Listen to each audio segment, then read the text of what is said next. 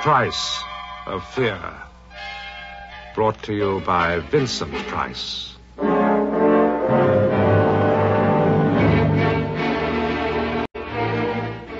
Hello, welcome. This story, which I've called Soul Music, involved me purely by chance. Due to some slight technical failure, the non-stop flight I'd been booked on for filming commitments in Rome was diverted to Paris. And there in the refreshment lounge at Orly Airport, I met up again with Marianne. I spotted her several minutes before she saw me, but the recognition was as immediate as if the intervening years had never been. The same cool, poised awareness, even in that overcrowded, bustling setting. A kind of inner apartness. It would be difficult to describe. It made the frustrations of the flight, even the possibility of an overnight stop, only too worthwhile. The fact that her husband, the international violinist, David Clementis, was bound to be traveling with her, in music circles they had long been nicknamed the Inseparables, offered the opportunity of a double treat. Oh, my dear Vincent, it's sweet of you to say so. Cream?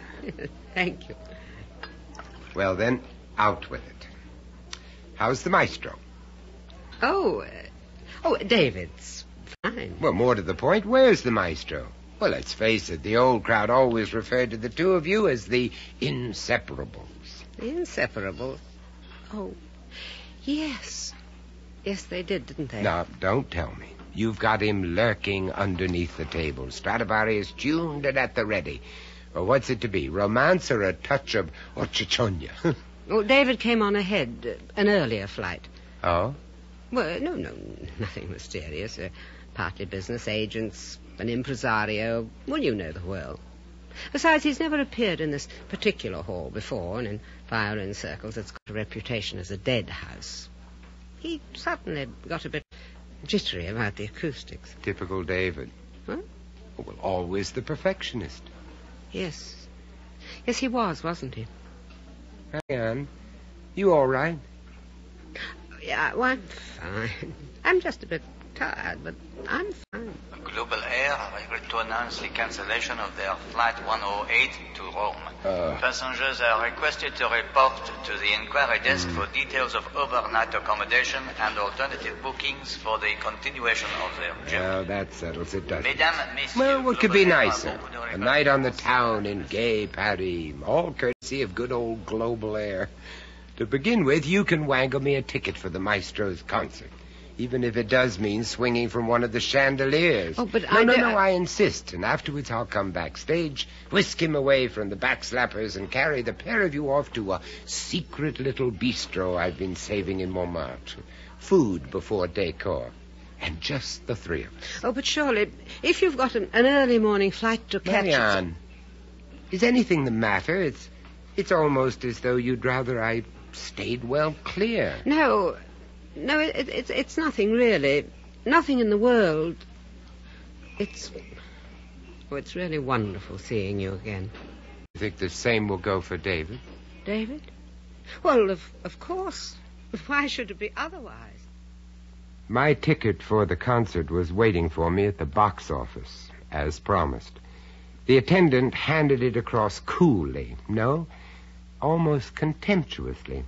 I'd expected some kind of covering note from either Marianne or David, but there was none. I passed through the heavy velvet curtains and stood at the back of the circle. There was no usher to examine my ticket, but then there seemed little need. At a generous estimate, I reckon, the whole house could have been moved forward and still barely filled the front 3 rows.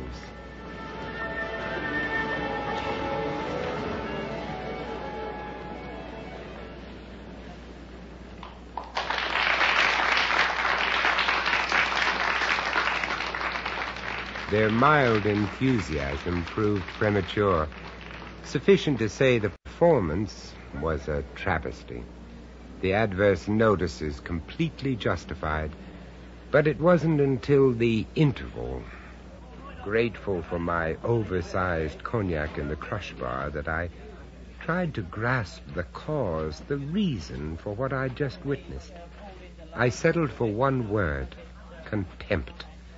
Contempt on the part of the soloist.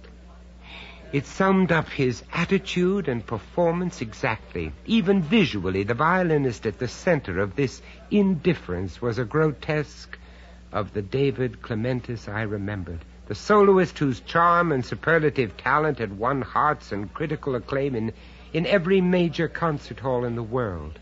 A veritable travesty of the immaculate, assured Clementis, whose famous profile even now stared out of the display cases that lined the walls. Contempt. Not only for that fast diminishing audience, but for himself, too. But most of all, contempt for that supreme talent that he had nurtured and that they had adulated for so long. But why? In God's name, why? I must have spoken the thought, because suddenly I was aware of Marianne standing beside me, but not the Marianne of the airport. Now she was making no attempt to hide the hurt, the need within her. I'd hoped you might not come, that they might have found you a place on an earlier flight. But now that you have... Do you think I might have a cognac, too? Oh, but of course. Encore un cognac. Monsieur. How long? What, like this? A year or so after our marriage. In the early days, it seemed our love had made his talent flourish. But it wasn't until the pact had been signed and sealed, so to speak, that I began to notice the change. But what could have changed him? Why? No. Look, let me ask the question. Now, before I came along, what would you have said was David's one love? The all-consuming passion, the reason for his very existence. What a strange way to put it. The reason for his very existence. Well, I suppose... No, don't suppose. Admit it. All right. His music. His only love.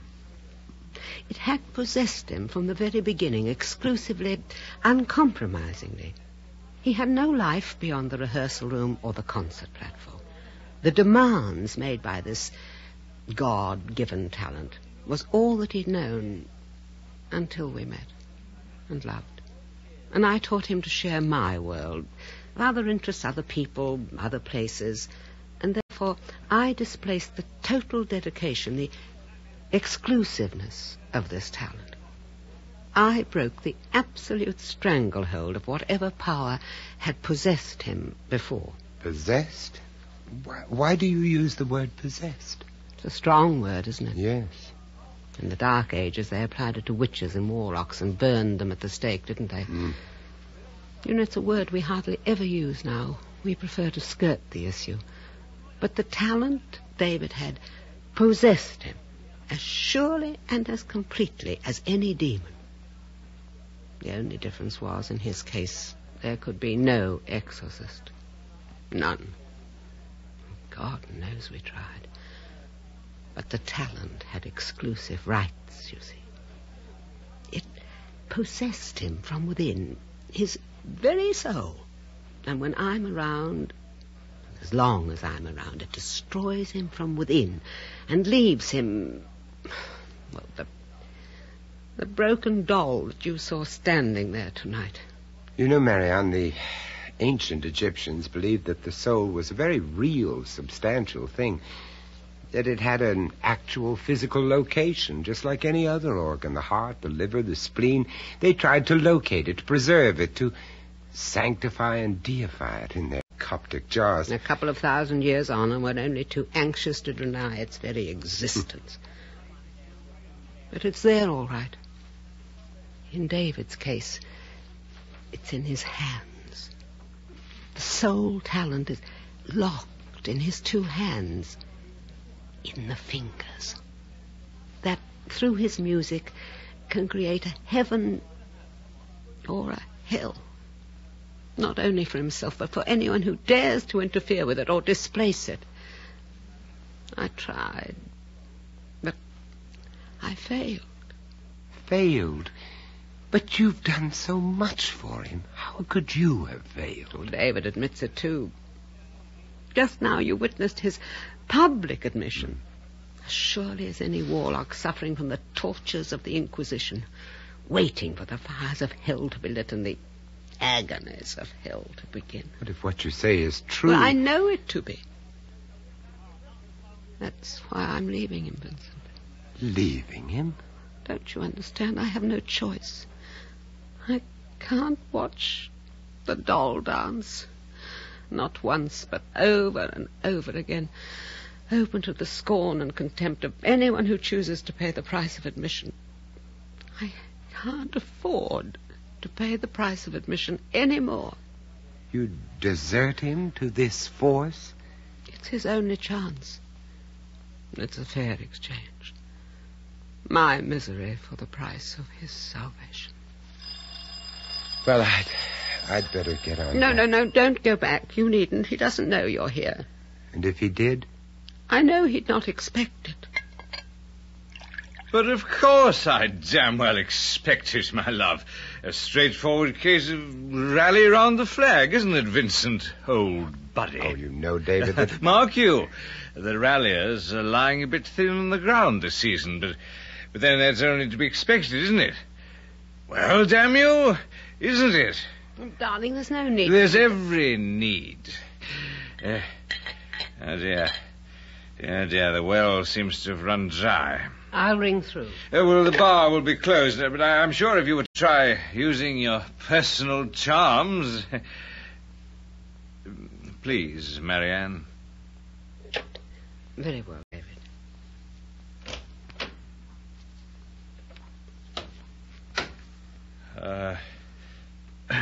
You know we're splitting up, Marianne and myself. She told you we were? Yes, David, she told me. Yes, of course she did. But she probably told you it was her idea, not mine. A supreme personal sacrifice in the cause of art. Something like that. Not true. It was my idea. My decision. I see. Well, do you think I'd honestly swap a single moment of my life with Marianne for the existence I knew before? And for what now must take its place? I don't know. Well, take my word for it. But, David, you still have the choice. No choice. For Marianne's sake, you see. Living with me is just not safe any longer. This force inside me is just not safe. Why don't you try telling me about it? Well, there have been several occasions, incidents. I don't think I understand. It's quite simple. A desire to hurt, to inflict. At first, simply with a gesture, a word, until... Go on, David, tell me. Until in London, about a month ago, there'd been a reception after the concert. Marianne was tired and came back early to the hotel. I remember getting back myself in the early hours of the morning. I went into the bedroom. I watched her sleeping there. And then, suddenly, my hands... God... My hands about her throat. Possessed. With a will, a volition, all of their own, pressing harder, until just as suddenly it stopped. No hate anymore, only remorse. Remorse and the decision that it should never happen again, ever again. But it's still there, you see. In the hands. A force over which there can be no control. And the alternative? If you choose not to accept it, not to release it? Pain, certainly. And perhaps, ultimately, a hell beyond anything man has ever known. As the soul fights the body to get free, and the body fights back to imprison it. The pain of tearing as the soul tries to get out. For what seemed an eternal moment, my friend studied the frail eloquence of his hands holding the tumbler. Then, with an inner force that seemed totally their own, they jerked convulsively. The crystal tumbler lay in 1,000 razor-edged splinters at his feet. That, as it turned out, was to be my last meeting with David. And the next day I flew on to Rome.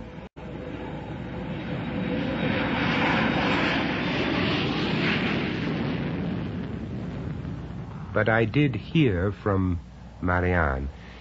We'd just finished some location sequences at a small fishing village when her letter arrived. There'd been a long delay in its forwarding. The postmark, Paris, a good month earlier. I opened it with an almost positive conviction of what I would find. I know what a shock this will be to you. David collapsed as soon as we got back to the hotel that night. By the time we got him to the hospital, there was nothing to be done. You will see from one of the clippings, the jury at the coroner's hearing recorded an open verdict. But I think we, anyway, know only too well there was a very real, if inexplicable, cause. Let it remain our secret. The price David paid for his unique talent was finally exacted in full, and in a manner so bizarre I find it impossible to embark on here. But if the final awful proof should interest you, and you are returning via Paris, please ring me at this number, and I will arrange a meeting with Dr. Émile Fouchard. I have already told him he may expect to hear from us, and that he is to hold nothing, I repeat, nothing, back. We owe you this. Besides, to know is to share. Marianne. To know is to share. But to know what? To share what?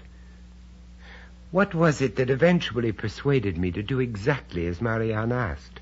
To ring her number, arrange an appointment, and finally find myself seated in the good doctor's surgery-cum-consulting room just off the Rue Madeleine. To hold nothing back. It's easily said, monsieur. But where does the knowing end and the disbelief begin? Vincent, you have the right to know. Well, the simple facts and findings related to my friend's death. But they might prove as good a starting point as any. The simple facts, eh? Eh bien, so be it. Here it is. As presented in testimony at the coroner's court, for which there is allowed no room for speculation or error. A summary of these facts, then. Several witnesses of your friend's collapse in the foyer of his hotel, his admission to the Hôpital de la Vierge on the Ile de la Cité, the inescapable fact that he was pronounced dead on arrival, the admitting physician diagnosed heart failure, brought about by blood clotting, brought about by an excessive consumption of alcohol. I see. And so I thought, did I? I'm sorry? I suspect that Madame omitted to inform you that during his stay in Paris, I acted as her late husband's physician. No, it's true. I finally managed to persuade David he might benefit from some kind of treatment. My initial examination of the patient was thorough and exhaustive. I gave it as my considered opinion that the root cause of Monsieur Clementi's malady was mental rather than physical, which is why I used all my influence to be allowed to assist at the post-mortem. Vindication, vanity, call it what you will. Eventually it was achieved. Have you ever witnessed a post-mortem, monsieur? Oh, no. Then, if you are not of an over-squeamish disposition, I shall attempt to enlighten you. To begin with, then, to the casual observer, it is more an object lesson in butchery than surgery, rather the slaughterhouse than the operating theatre. The instruments we employ, for the most part anyway, might be purchased in any quincaillerie, hardware shop, you know. The ultimate object of the exercise is to arrive at the vital organs, the brain, the heart, the lungs, the stomach and its contents, with the maximum of efficiency and the minimum of subtlety. Yes, I understand. To this end, then, hacksaw and cold chisel for the removal of the cranium cap, the ribs and the sternum, a scoop for the removal of the brain, a butcher's knife for pussing out the heart sac, the stomach and lung cavities. Some fresh air, perhaps. Thank you. A butcher's trade. So much offal to be removed, examined, disposed of, and then replaced with sufficient stuffing material as will persuade the bereaved relatives that their dear departed is as complete and unsullied as when he first came into our charge. And, as a result of this butchery... We found nothing. Positively nothing that in any way affected my original opinion that the person I'd examined in this office not so many days before was as fit as anyone of his age, constitution, and occupation could be expected to be. Alors, cause of death, inconclusive. Consequence? An open verdict. And duly recorded for anyone to read. Well, then what's the mystery? Occurrences. Yes. Let us call them occurrences. The nature and reason for which we can only speculate. Go on. The cadaver of your late friend was placed in one of the wall cabinets with which every dissecting room is equipped. A kind of container, you understand, large enough to accommodate a corpse, but otherwise similar to the kind of filing cabinet you'd find among any office furnishing. Yes, I understand. I felt sure you would. Well, and then? The cabinet was locked. Locked? Is that customary? As I explained at the time to Madame, reserved mainly for celebrities. In view of the current excessive curiosity of the popular press. Just a precaution, you understand. Yes. On the very next day, a complaint from Monsieur Courtauld, the artist, was delivered by hand. The very next day. Courtauld? But where does Courtauld come in? David had long ago agreed that Courtauld should one day be allowed to make a cast of his hands. Oh. But it was a long-standing, a life-standing agreement.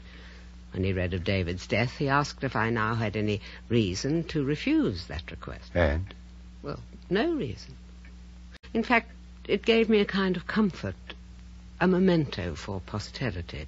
Doctor, you said Courtauld made a complaint. Yes, within hours of the remains being put at his disposal. I still have his letter, Vincent. Well, perhaps you'd like to read it for yourself. Macabre. Grotesque. Satanic. Defilement. But what does he mean?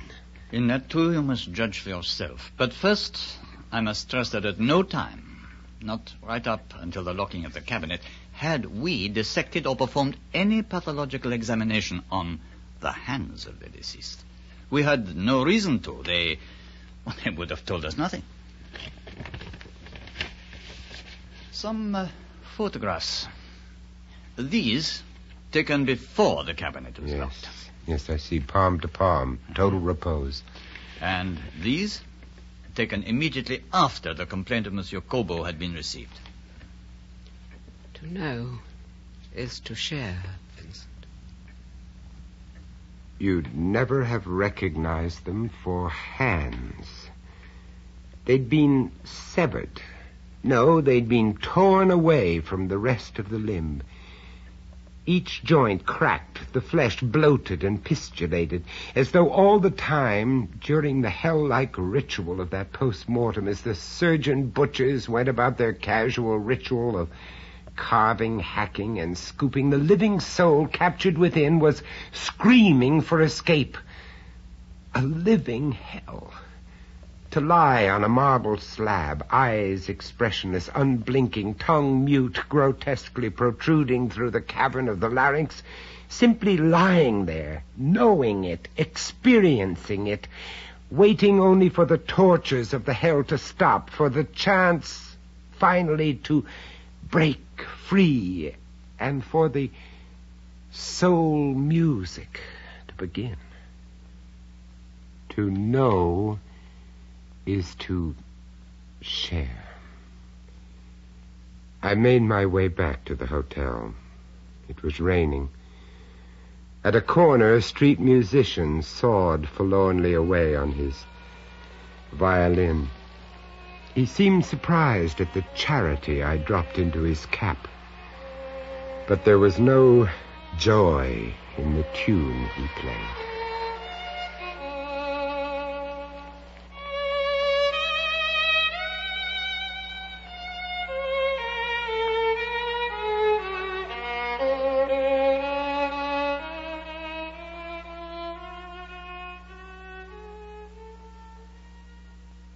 That was Vincent Price bringing you The Price of Fear. Also starring in soul music was Coral Brown, with John Graham, Roger Snowden, and Michael Burnington. Soul music was first recounted and dramatized by William Ingram and produced by John Dias.